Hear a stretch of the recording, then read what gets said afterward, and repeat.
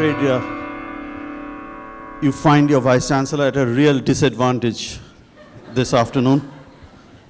I have never been in conversation with a star who also happens to be a very close friend. I mean, on both counts, it's a great disadvantage.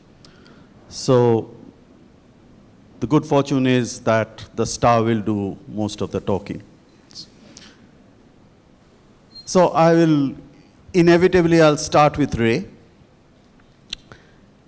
and your evolving relationship with him, professional and personal.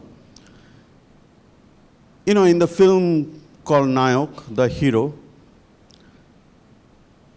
a minor character is made to say by Ray, very famously, he's trying to dissuade one of his chelas to become a film actor, and that character says, "You don't realize that in the hands of a director, a screen actor is only a puppet." So I want to take off from there. So, A, do you agree with that statement? And B, more importantly, was that really Ray's directorial style?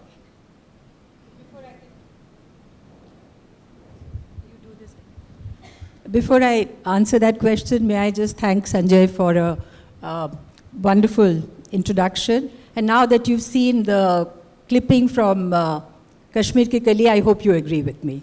That I don't know why I wanted to leave right then and then. And after working in Bengali film, and that was my debut film at that point, and the first thing I had to do was lip sync to this Deewana Hua Badal.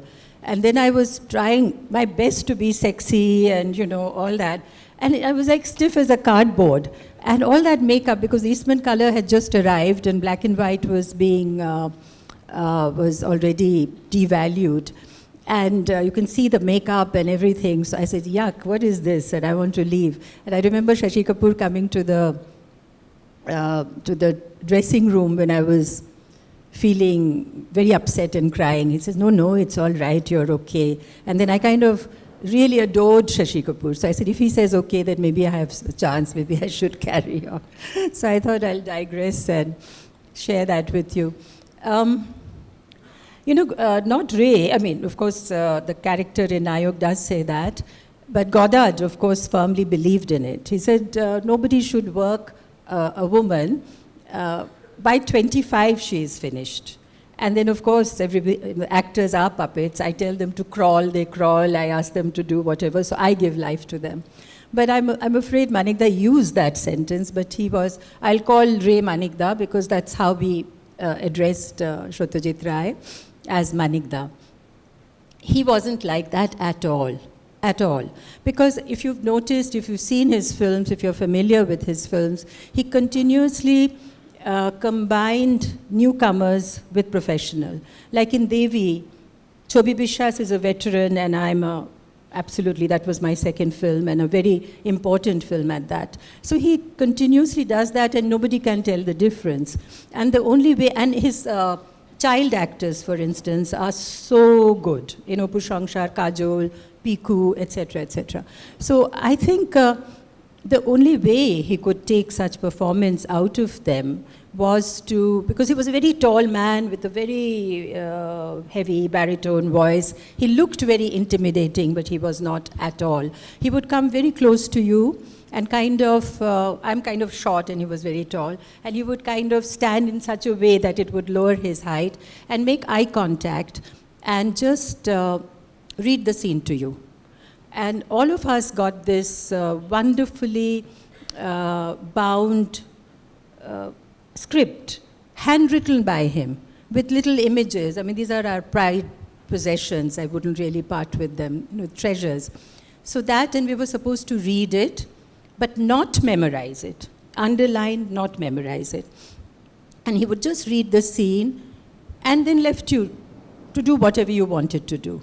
And we did that. And if he at all was somewhat, you know, didn't quite like what you were doing, he would come very close to you and away from anybody's hearing, would just say, would you want to try it like this? And just once.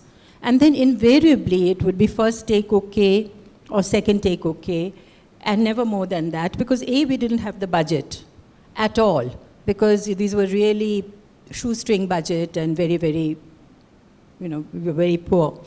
So that wasn't, and it was all right. It was all right. So he had this ability to somehow get the best out of you without any, the least possible, least obvious effort.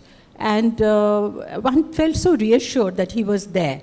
Unlike many other directors that I came across later, they would come and say, but imagine yourself like a flower, and you're out in the sun, and you're wilting. And I'm saying, no, I can't imagine myself a flower, And, there's an artificial resistance starts building up when somebody over-explains. And Ray never over-explained. And his casting was superb. He wanted a young person for Opu Shangshar. The trilogy continues to be in the top 100 list of best film in the world, and continues to, this is done by all the magazines and film critics, etc., and continues to keep that place. So he wanted a very young person, and he got it. He didn't get somebody older to play that role. So usually his casting was superb. That was 90%. And then he got very natural performances out of them. Now, Aparna, because of the narrative of the film, is in a sense, a very small role. And the very next film he casts you in, you are actually at the very center. Devi, the goddess. You are the focus all the time. And it was a very different role from that of Aparna, even though you are still playing a young bride, but a young bride who has been forced by her father-in-law to become a living goddess. And so it must have been a very difficult role to play. Do you think it was one of the more difficult roles you played? This happened when this was my second film, way back in 57. So you can imagine how long ago that was. And I still remain my favorite and the most challenging role. Opu Shangshar, although I had a very small role, the romance of Opu Shangshar is still talked about, and it lives on in public memory. But Devi was a completely different story. It's a story, for those you haven't seen the film, it's of the time in the middle of 19th century, when the conflict between superstitious, religious orthodoxy and emergence of rational thinking.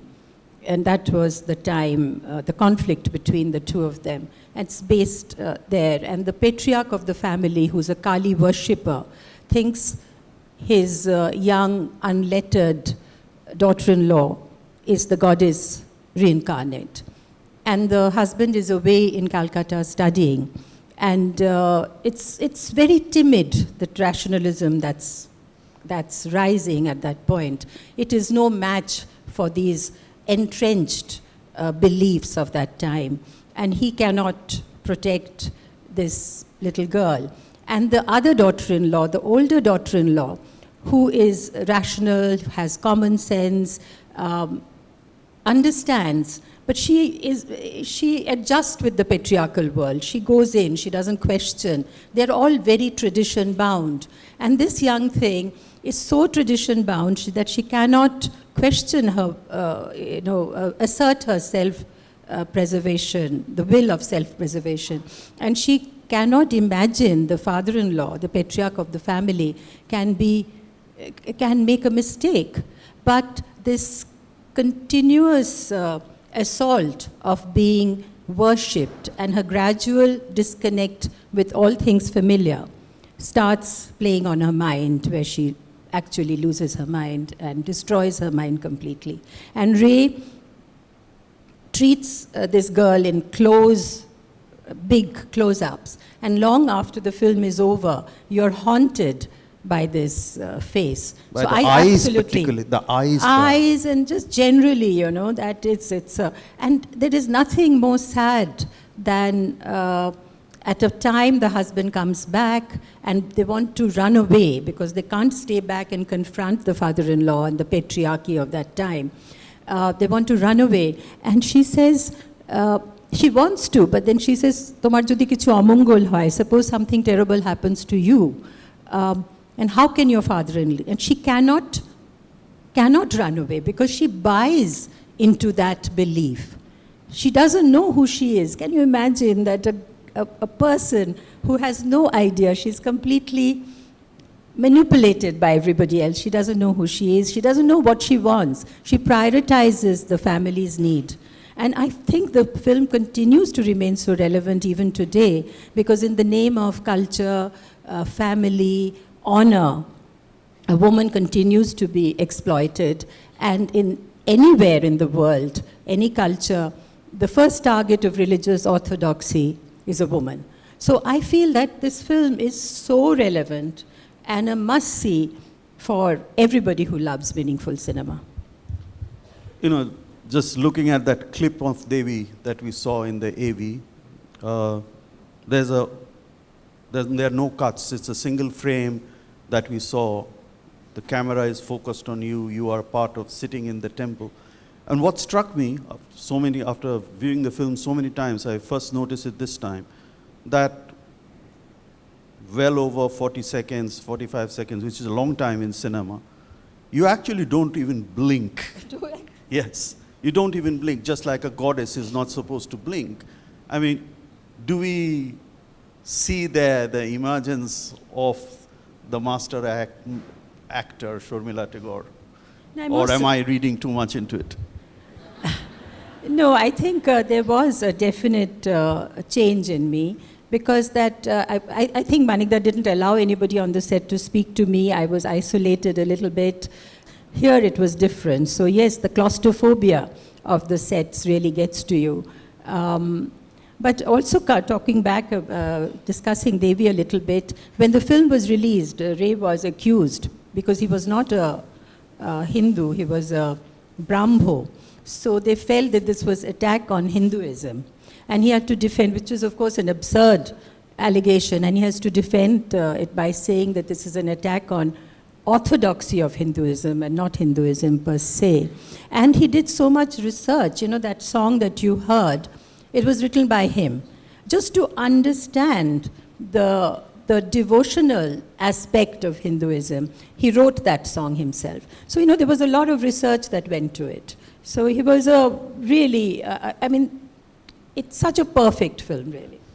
Interesting aside, Ray had to face this challenge of saying that he was being anti-Hindu. The original outline of the story is actually Rabindranath's. But because he was not a Hindu, he was also a Brahmo, he actually narrated the story to Prof Mukherjee, who wrote it. So the story goes under the authorship of Prof Mukherjee, but it's an outline that was actually given by Prof Mukherjee. The outline was given by Ray himself. And talking about that song, by Tagore. Talking about that song also, not only did he write it, it's a police officer who sings that song, Prithvish Chakravarti. Is that right? Yeah. Oh, I didn't know. He was the OC of Taltala police station, and Ray picked him out. He'd seen him, heard him sing somewhere, and made him sing that song. There you are, again an amateur. Complete amateur who comes and... One more question, and I'll let Ray be. You know, you come back to Ray's films again in the middle 1960s with Nayok. So Devi is in the late 1950s. Is there a storm outside or something? What is that sound that's happening? So 1966 is... the storm is Sorry to interrupt. The storm is inside, I think.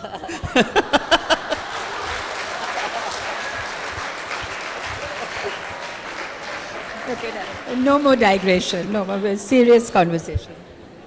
So you come back in 1966, cast opposite the matinee idol of Bengal, Uttam Kumar, and Ray does something to you in appearance. He completely, you are at the peak of your stardom in Bombay, and he completely de-glamorizes you.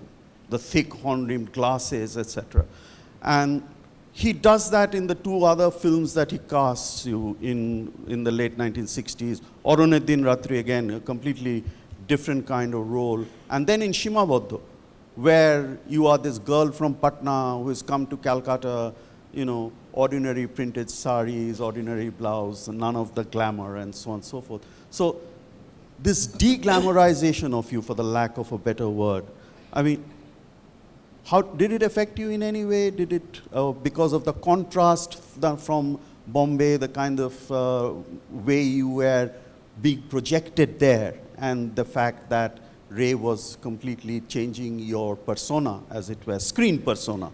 No, and as actors, of course, it shouldn't matter. It's the script at the end of the day, and it's the director's vision that you have to project, and not. And I don't think your wardrobe really.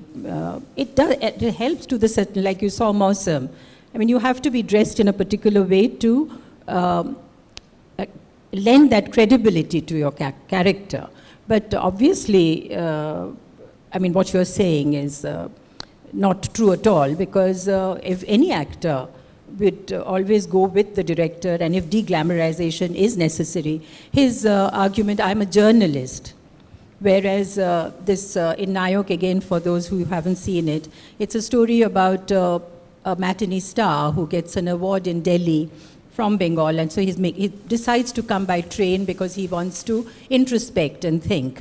And he's already somewhat lonely and feels alienated, so he needs that time. And he meets this journalist who's very contemptuous, because all journalists think that they're very, what is nakuchu, you know, very, very uppity, very arrogant about all these stupid film actors. So my character is like that. I'm very dismissive of him. And how I interview him and how my opinion of him changes. And he wanted me to wear glasses to make me look a little older, and that was his reasoning. So I floored him completely by saying, Manikda, am I short-sighted or long-sighted? So he said, oh, you've started asking questions, have you? Well, then decide for yourself what you are. So that was the thing. And then I mean, before you move on from Ray, I mean, all these films won awards outside. He was competing with the best in the world, like Kurosawa and Bergman, who were his contemporaries. And their budgets were something else. He had no budget. He was continuously challenged by budgetary restriction, and at a technological level, and marketing and distribution level. The floors of the studio was full of potholes, making a simple trolley shot difficult. Those were the days of load shedding. During, you know, when your film is in the lab, and if the electricity goes, you lose the negative. So there were so many problems that he had. And he didn't have the right equipments, as in lights and the lenses that he wanted. And then this bounce light came, because Subrata Mitra innovated, which everybody uses now, is again came out of that paucity of fund. So, you know, he was really wonderful. And in Shimab Aruneddin Ratri, I kind of played a little truant. That was the time I was committed. Sapno Ki Rani was happening in Darjeeling. And I had given my dates to Shakti Sabanta. And then Manikda's phone came, and he wanted me for a month in a wonderful place called Palamau. It's in that Chhattisgarh forest. And now, of course, you can't even think of going there. It is no longer safe. But we were there for a month, and we had a ball. I mean, that lovely outdoor that we had. And so when the call came, I rang up Shakti, and I said, well, you know, I'm going. He said, what about my dates in Rajesh Khanna, and we are going to Darjeeling? I said, that's bad luck. You just decide what you... I suppose I would have been sued today, but I got away with it because Aradhana became a huge, huge hit, so everything was forgotten. And I got to eat my cake and have it too, because Days and Nights of the Forest, again, is a very, very special film, very popular in places like LA, Paris, and wherever I've seen it, you know, and all that, Robida was excellent. So it was a wonderful film, and I would not have had that film had I not, you know, gone there and privileged Aradhana. So obviously I wanted to do everything, not give up anything.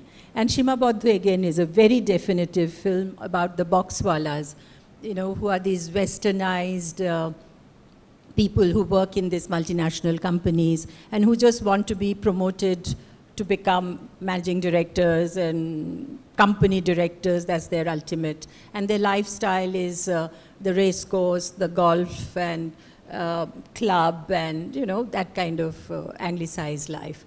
So that's their, so it is a comment, a critique of that. And at one point, he's happily getting better. You know, he's following this ambitious path of his, when there is a problem and then a consignment of fans are defective, so it cannot go on time. So the only way he can avoid it, if there is a natural calamity like an earthquake or something, or a strike. So he engineers a strike with the labor union person. And in that process, there's some kind of, at the canteen, the fish is bad. Anyway, it's engineered. And in the, what happens, there's a guy the chowkidar gets injured very seriously. And the protagonist, Shamulendu, is very upset. And the labor union leader says, but people die every time, I mean, every day in Calcutta, what's your problem? So it's this conflict between your ambition and your ethics. And where do you draw the line? And once, you know, it's like a slippery slope. And then he's obviously becomes the director. And at the end is so beautiful. He comes back home and very jubilant, and he sees that the lift is out of order. So he starts climbing very joyfully, and then slowly and slowly he's getting tired, and then you hear only his footsteps, you know, going like that, and then metaphorically and emotionally, you know, he reaches the top. He's exhausted, but he reaches the top, and then he goes in still all right, and he asks for me. I play the conscience, I'm the sister-in-law. So, who still sees something good in him. So anyway, he asks her, and she calls for her, but she doesn't look at him. She goes away, and then she takes out the watch that he had lent her for the duration of her stay, and then she gives it back to him. And then he, from the point of view of the fan, the ceiling fan, which is the agent of this crisis, he puts his head down, and Tutul, the character I play, just disappears from the scene. So it is all done without dialogue. You know, he was so wonderful at liberating scenes from dialogue, which is again something so different from the popular films of his time, and no music. It is completely understated, and it makes its point. So I mean, all these three films were wonderful, and I wouldn't have given them up for anything. Is there any Ray heroine you would have liked to have played and you didn't get a chance to play it? Yes, Ghare Baire.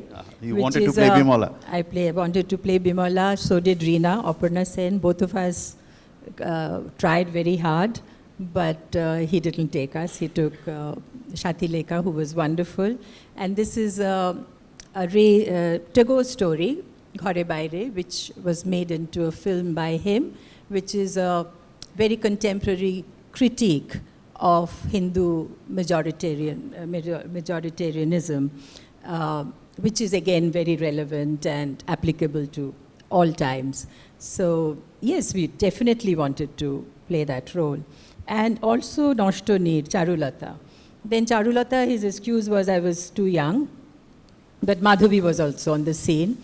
And then for Ashwini Shanket, he had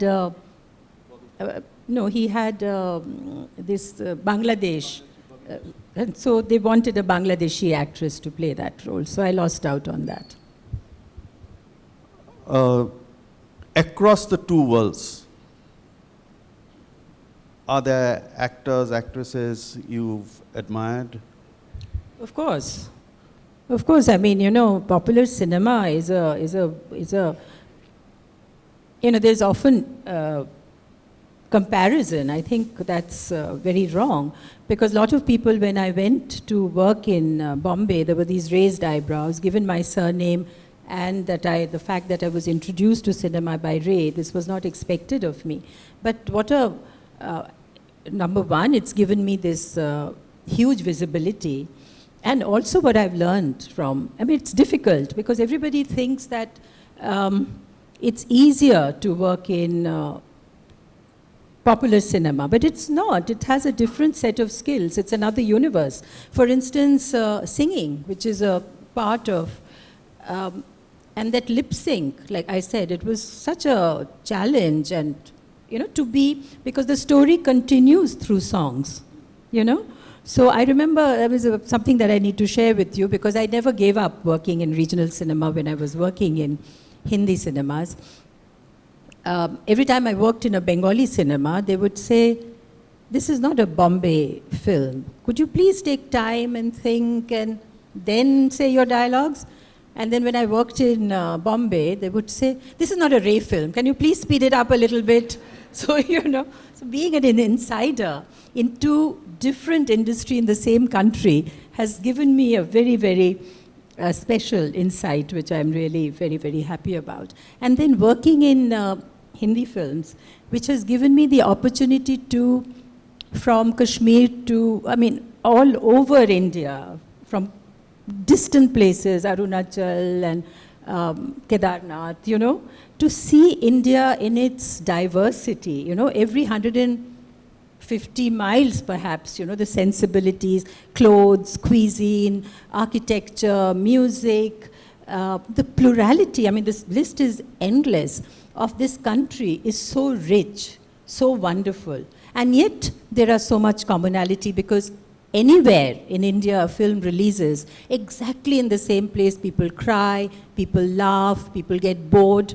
So there is so much commonality at that emotional level, and Indian films do bind. Whether you like it or not, they knit the country. And where in the language also, the Hindi, it has popularized Hindi. A young girl from Calcutta became an Indian through Bombay Yeah, cinema. definitely, definitely. And I'm so, and the credit rolls at the end of the film, you see so many different surnames investing in one common dream.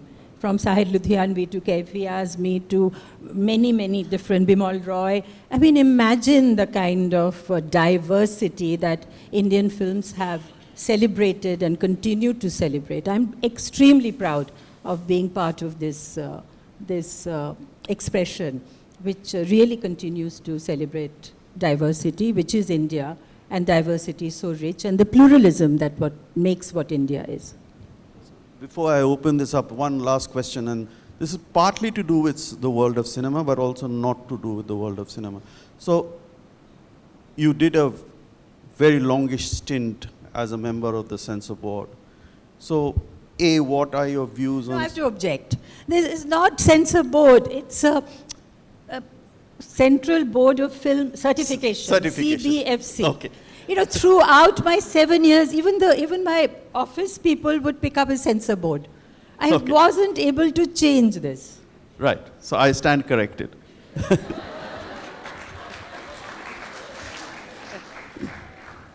You should have played a school teacher, Reku.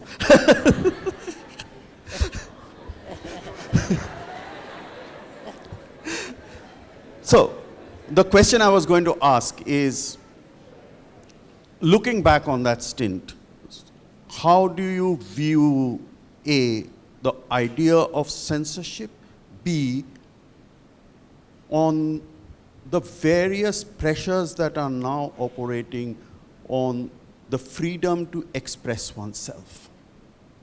Well, there are two. Let me answer the first part of your question. It is a very difficult question, you know, because as I won that cap. And I was there. And it is not a popularity contest. There is a certain percentage of the civil... I feel that the CBFC is an enabling body. That's my what I brought to my job was that it's an enabling body responsible to the civil society on one hand, the industry, the film industry on one hand, because it is a huge economic machine which is employing so many people, earning revenue for the government, etc., and their problems and things have to be heard. So that, and the government. CBFC is an arm of Information and Broadcasting Ministry. And every democracy, everywhere, there is a certification body. Every country has that. But in most places, it is run by the film bodies themselves. In India, because there is so many, there is not one cohesive body, it is done by the government. It is not ideal, far from ideal, but at the moment, nobody's challenged it, nobody's changed it, nobody's found an alternative, so it continues to be done by the government. So obviously there is a lot of the government policies are reflected. But I firmly believe the person who's sitting in that chair as the chairman or the chairperson of the CBFC can bring his or her own interpretation, because it is nothing but, we are given a guideline, and which are, how can you say what is obscenity or what is modesty? I mean, these are words. You have to, and like we were saying in the car, that reading or understanding is not really, it's not neutral activity. The text and the person together creates that meaning. In every one of you, like we make a film, when the film goes out there, it becomes that many films. So your idea of obscenity will not agree with your idea of obscenity. So it is impossible to find a consensus. So you can negotiate a kind of a discussion and get a kind of a consensus. Other than that, that's what it is. But somehow, like, when a child is growing up, don't you say, don't touch this, don't go there, and people somehow want consensus. And as I was saying, there's a 5%, let's say, want to do away with censorship altogether. And there is a 5% who wants everything to go back and be completely regressive. But there is a huge majority in the middle want some kind of certification. And also what happens is that, our infrastructure, India lives in many centuries. Certain pockets, it's like 13th century sensibilities. And CBFC can only issue one certificate for all of India with all these various things. And law and order is not there, And then in my time, since we became very liberal, the street censorship had started. Jodha Akbar, Da Vinci Code, these were all, I would say, engineered protests, and therefore it was withdrawn from and the law and order comes under the state. It's a state's responsibility. The center never gets, like Fana was withdrawn from the theater because somebody immolated himself in Gujarat. So I feel some small organization wants visibility, and there is nothing better than to attack a big film, because immediately the media gives you that status. So there are many things, many mischievous things happen. So I think a certain amount of censorship is required, and my policy was to, like, there was a film on homosexuality, I called Ashok Rao Kavi. Then there was a film which was very mischievous, I called Nana Patekar, he didn't come, but then I called Chitra Palekar, Marathis, playwright, etc. This film can't be shown, you should ban that film. I said, excuse me, you are all the time for freedom of speech and this. So actually it's a complex thing, and it'll take all day and a proper workshop to discuss this. There are many points of views on this. It is not such an easy thing to, but my feeling is that there is a certain form, little bit of, and you should keep in touch with the audience and what they want, and keep improving. Just can't have a blanket rule, I feel.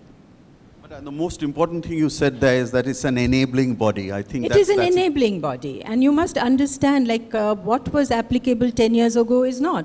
Like my grandmother got married at the age of my paternal grandmother got married at the age of 5, and then of course she came and stayed with her mother-in-law, and then she had her first child. She was 13, and I acted in a film at 13. And then my mother was not allowed to go to a co-ed university and had to do her MA in English privately. All my life I've been asked that, how did your husband allow you to work? They could understand Nawabu Patudi marrying an actress, but allowing her to work in films, how did that happen? Now Soha is doing what she wants to do. So in every year, you know, things are, the freedom is changing, people thinking are changing. So you cannot, this 1952, this CBFC Act was made, and then there has been changes. Every year the government says that, you know, they're going to update it through certification, but it's not happened. Like Omkara got so much criticism for using the C word, although it was a certified film. And I was asked, because I was in the chair, and because I distanced myself when my children acted in the film. So, how could we go and see this film with our children? I said, but you're not supposed to go see, this is an A-certified film. Okay, that apart, I went and saw the film. There's a blank screen, right? It's black. And over that, Saif's voice comes. There is no hint of nothing, they're expecting that. And that happens. Now, where does the audience react? When Konkona uses that word. And there is an audible gasp in the audience. And not a single critic has mentioned it. Not a single person has. So how do they watch these films? So I'm very skeptic. You know, people don't even see films. And they pass judgment on the film. And they ban that film. Now that is a very odd practice. You know, you have to engage with and more than censorship, I think media literacy. Today, image is paramount. We see so many images. We are surrounded by images. We cannot be passive recipient of images. We have to engage with images. We have to discuss it with our children, with everybody, and understand what. And I think media literacy should be, I mean, we are numerate, we are literate, but we have to be media literate. And that is I think that is what is needed right now, and that will work much better. Because self-regulation, which is what the other industries and other CBFCs, certification board elsewhere does, we don't do it here. We just want money and more money, you know, so there is no such thing. So it's a conversation that can carry on forever. I'll just stop there. So, it's time for a few questions from the audience, so whoever. Yes, I'll start at the back. I'll wear my hearing aid. Hello. You have a film career that spans decades now, several decades. In the context of Bengali cinema, you've acted in films like Shima Baddho and Opur Shongchar, and contemporary films such as Shubho Muhurat, Ontohin. What has your experience been of the change? Do you think the audience has changed? Have sensibilities changed? Have director visions changed? If you could tell us a bit about that. Of course, change is constant. It's happening, you know, while we are here. I mean, that it's happening. And there is so many different strands of cinema now reaching the audience. There's a lot of churning there. The technological, digital thing has arrived in a big way. And so there is different stories, different format, different technology, you know. So, and now it's possible to make a film in a very cheap way. Now you're seeing there's so many screens. Now we can see the Ahila we saw in the small screen. We saw Afterglow. I don't know how many of you have seen Afterglow, which is a lovely Rohington mystery. It's called Condolence, which somebody has made it on a small screen. So that people are getting, and you can download things. So that's a wonderful thing. But I don't think it's extraordinary. And then, of course, you have Bajirao Mastani also on one hand, big film. But I don't think extraordinary budget or lavish production can make, that's the only thing that can make a good film. I think what is needed is extraordinary vision, extraordinary insight, intuition. These are the things. So ultimately the directors. But now we've got films like Masar. Now the rural India has disappeared. But we've got small towns. We've got Aligarh, we've got Benares, we've got Delhi still remains a very popular venue for theatre, for filmmaking, because it's got various aspects here, whereas Bombay is very commercial and neutral. So yeah, there are changes. I mean, Antohin is talking about digital and like you are so close and yet you don't know each other because you're only communicating through the net. So I remember Ian Rankin I once met, that this is, I mean, you don't talk to somebody who's sitting next to you, but you open your heart out to a stranger somewhere else. And you're so suspicious of people who are next to you. You're reading a book or reading the newspaper and not talking to each other. So yes, the technology is there and today's environment. So it'll always, today we have to have conversation. The film and the time has to have some connecting point, and the director who catches that, who has a conversation, like Mrinal Sen, Ray, they had a simultaneous conversation with home and abroad. So their films live on through cultures and countries, they go beyond, their ideas permeate through boundaries. So those films will remain forever. And some are just for here and now, and they are forgotten. Like so many hit films are forgotten. And Kagaz Ke Phool didn't run then, but is seen now. It's become a cult film. So I don't know whether that answers your question, but it continues, the change. There's so many changes that in the way people act, the way people edit, the way people write their stories, conversational dialogues. So there are many things. Yeah. Hello. I have two questions because I've been very curious all these years. Keep it one. Okay, one. If you have time, we'll come back. One at a time. So when Satyajit Ray makes Charulata, which is an adaptation of Noshtonir, Amul comes into a family, steps into a household like a storm. Later in Shima Bodho, when Tutul comes into a family as the sister-in-law, how much of Amul do you feel has been celebrated in Tutul? Now that I don't know whether I can answer. I've never really seen it like that. Tutul is kind of harking back to Shamol's, what he was when he was a tutor, when he was a student and learning from Tutul's father. He used to come in a bicycle, and he had so much of idealism in him, right? And then he came here, and Tutul came here, and obviously she had a huge crush, whereas Amul's crush was later established. But here, she also is kind of in love with her brother-in-law. And she keeps asking, Eta bhalo na kharab, is this good or bad? So she's a kind of, she didn't come with a fixed mind. She wasn't being judgmental, and she was ready to see Calcutta through Shamol's eyes, whether it was the cabaret or whether it was the races or whether it was the Bengal club. But ultimately, she's disappointed because she knows that his burning ambitions will not compete with his level of ethics, and he's on that slippery slope. So she disappears from the scene. So I don't see there is any direct similarity between Tutul and Amul. Amul comes like a breath of fresh air, and she's lonely, the wife, and she's, the opening scene makes it very clear how lonely and how she passes her time. The husband, of course, loves her, but there is no contact.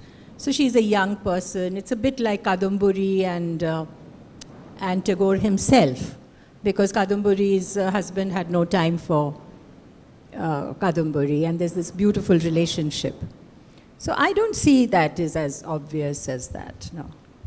Talking about the storm, it's only when Tutul fades out of the screen, as she described so well a little while ago, you have the hint of a storm, because the last thing that you see in Shimaboddo is the curtains flying in the wind. Yeah. Otherwise the nearest he is on that, in the city, is from his high-rise building. Yeah. Otherwise in the city where the bombs are going and but nobody in the party reacts to it. So they're really not in part of that. And yes, that storm is, because again, like the end of Sadgati and end of Simabadha is only treated by music. Yep. Where's the mic? Okay, we'll take it there and then come to you. Yeah. Hello Sharmila ji, I'm a huge fan of your work. Thank you. I've grown up watching your movies and my question entails to one of the movies that is very dear to me, Chupke Chupke, right? That movie gave me such a huge range of emotions, and I want to ask you something about Hrishikesh Mukherjee, because all the movies that you see, Golmaal, Veer Golmaal, Chupke Chupke, or say Abhiman, right? All of these movies show so much to you, and as a viewer, you learn something from it. I was always curious about what kind of a person was he like in real life. So what was the experience while you were working with him, and were there any qualities of that director that really attracted you?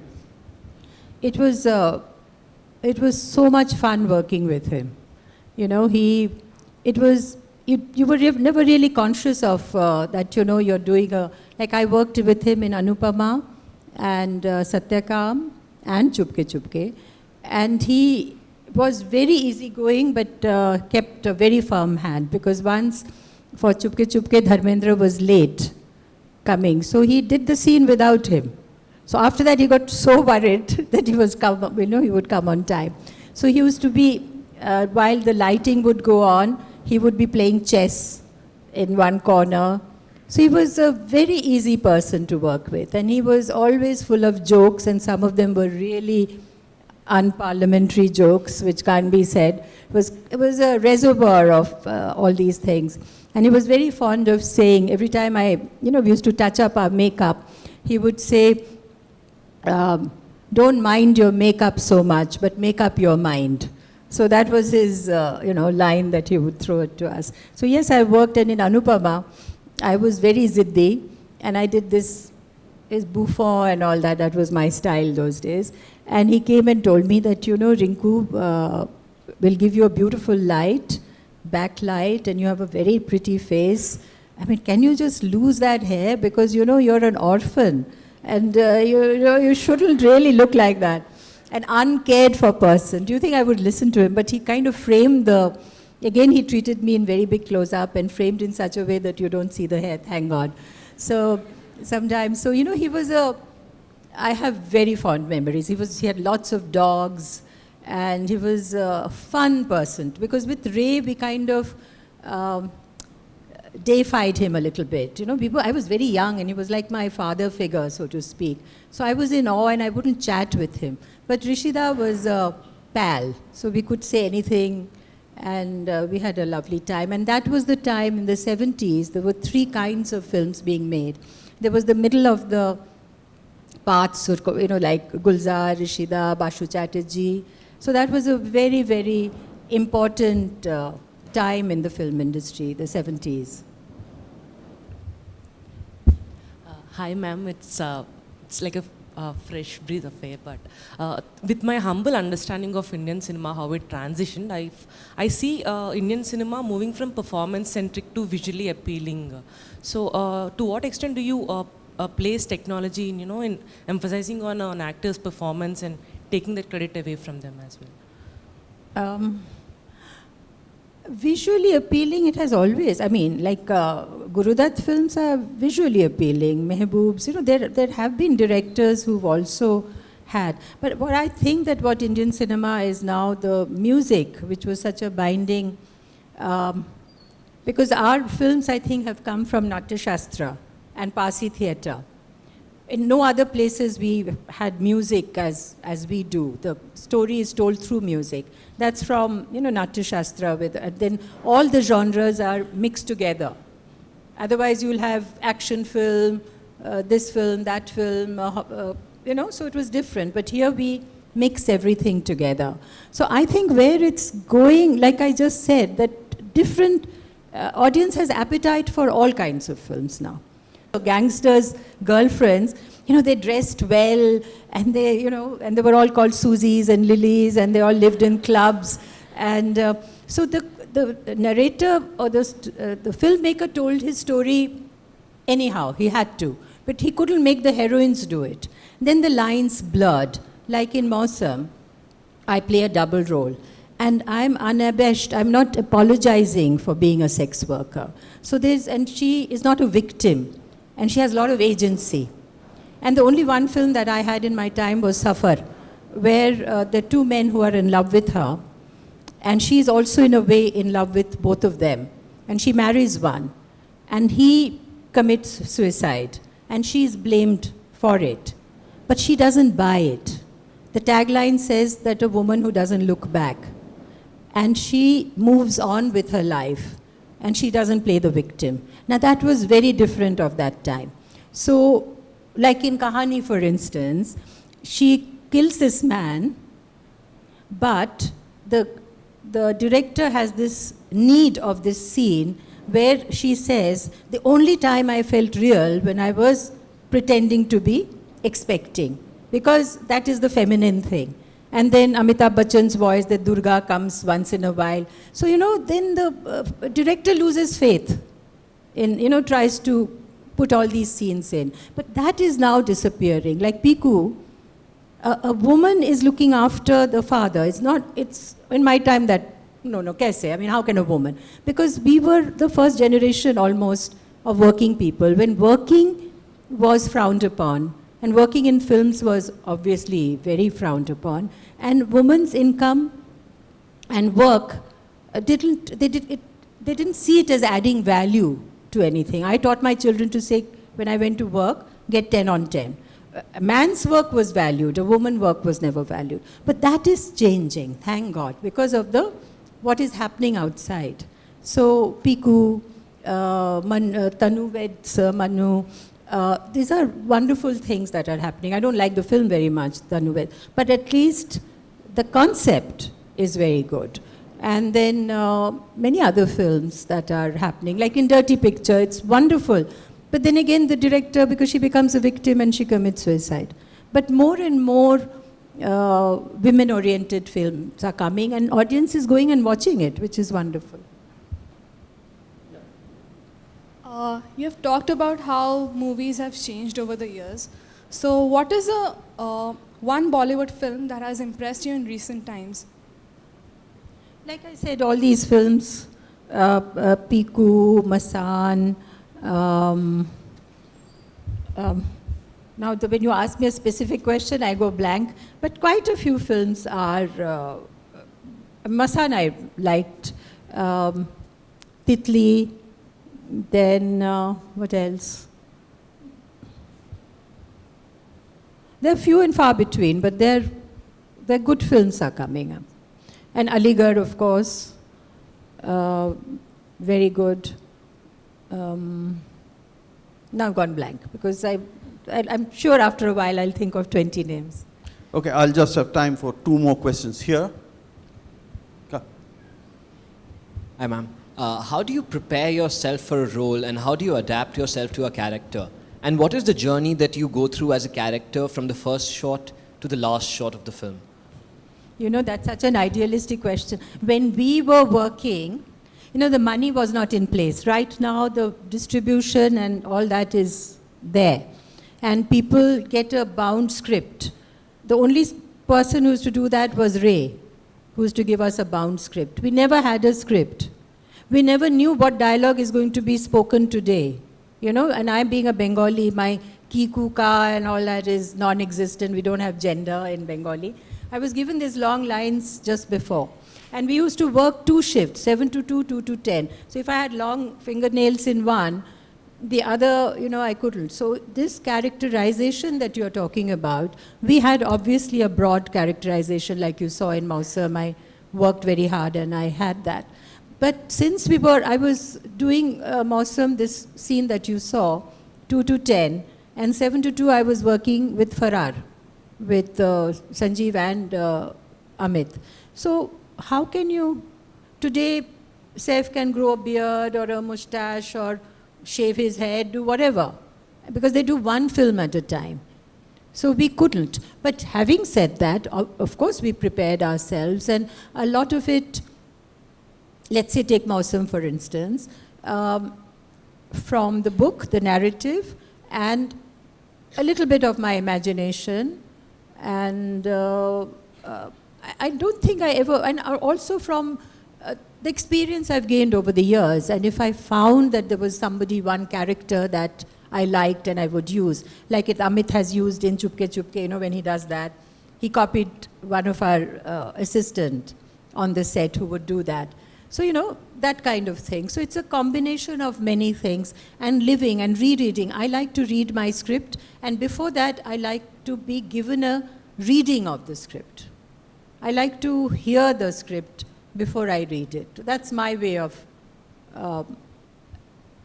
reacting to the script. The script is very important. Hello, ma'am. So one of my favorite Bengali movies of all time would be Nayak. And so I just, like on a simpler note, like I just want to ask you, what was your experience like to work with Uttam Kumar, and how different it was from working with other great Bengali actors like Soumitra Chattopadhyay also? Soumitra, of course, we debuted together. So he's a dear, dear friend. And we do a lot of Bengali recitation on stage together. So he's different. Uttam Kumar, of course, was a star, and I worked with him in Nayok first, and then I worked with him in Amanush and Duriya later. Amanush was, of course, Bengali and Hindi both. And he was wonderful, he was very good, but after working with Ray, and I've seen it, he changed his style of acting completely. The dialogue delivery, you know, the last scene of Nayak, when he's standing with that open door of the train compartment and the tracks are flashing by and he's drunk and he sends for me from the third class compartment, and I come there. And, you know, there is a monologue, and Manikda reads it out to him. And he did it about, say, I would say 60% of that, but not 100%. And that's how good Manikda was. And he did it exactly the way Manikda told him to do. So he changed his performance and I think gained a lot. And after that, I worked with him in Kolunkini Konkabutti, where he was the director. And there was a romantic scene, Mithun Chakravarti and I are running away. I said, "Isme karna kya hai? This is nothing, you know." So he called me aside and he said, "You know, what is she feeling? You know, there's so many layers," he explained. So I realized the depth of the man, you know. He was not just a star. There was a lot in him. He died very young. He could sing very well, and of course there was this huge presence that he had which Soumitra never had. Soumitra was, you know, like, he could go in a bus or a tram and nobody would look at him. Whereas Uttam Kumar was a star. But both were very, very good actors. We'll have to stop there, I'm afraid. So I want to express my gratitude at two levels. One is, Sharmila, thank you for not quitting after Kashmir Ki Kali. I think we would have all been the poorer in more ways than one. And secondly, more profoundly, for coming to Ashoka and gracing the university with your presence. I hope this will be the first of many visits and we'll be able to interact with you at many different levels and at different times. So thank you so much. No, thank you. I've really enjoyed this very much. And I was quite nervous, really, coming, and, you know, I'm very wary of young people. When I was asked to work in Opu Shangshar, and my father agreed, but my principal didn't. So she asked me to leave my school. I was going to this Bengali medium school. So I went to a English medium school and somehow survived because I had a wonderful teacher, and at the end of the year, I caught up with the class. And then I finished my senior Cambridge, and I did well. And history was my subject of passion. And then I wanted to do history honors in Loreto College in Calcutta. And by that time, because Upu Shankshar was such a hit, I started getting roles, and I started working with Uttam Kumar in Sheshanko. And Mother Ancilla, who was the principal, made it her mission to fight with me every day. And she says, you know, your attendance and blah, blah, and why can't you can't do both. You can't act and work in films. I said, but give me 1 year. Let me see whether I can or not. So after 3 months, I just threw my books at her. My mother was very worried. You've got 2 sisters and they will not be accepted. So I just had a huge fight with her and walked out. And I said, I'll see 30 years later what is your graduates doing and where I will be. So I'm glad that because I left, perhaps I'm here today. But not taking anything away from education or scholarship. No, because I feel that academic, the pursuit of learning has to go beyond the confines of academic boundaries. And I found my mentors in different places. Sometimes there were people, but sometimes there were paintings, books, cinema. So yes, I mean, I think that's the education is the most valuable thing that keeps us, I firmly believe, young and more importantly, relevant. So, thank you. Thank you. Thank you. I hope you have your autographed notebooks today. I would have had it too, but then कोरा कागज था ये मन मेरा लिख दिया नाम इस पे तेरा. हम सबकी बचपन से ये आराधना रही है कि मेरे सपनों की रानी कब आएगी तू. And for that we have spent an evening in Paris to find this Kashmir की कली. ये अमर प्रेम का सफ़र आपकी तलाश में एक सुहाना मौसम बन गया. और आज जब आप यहाँ पर हैं, बागों में बाहर है. At the end it all comes down to तारीफ करूं क्या उसकी जिसने तुम्हें बनाया. Thank you, ma'am, for such an insightful session. It has been an absolute honor to witness the 2 lives of a legendary Indian actress. On behalf of all of us at Ashoka, please accept a small token of our appreciation and gratitude. We hope you had a great time with us.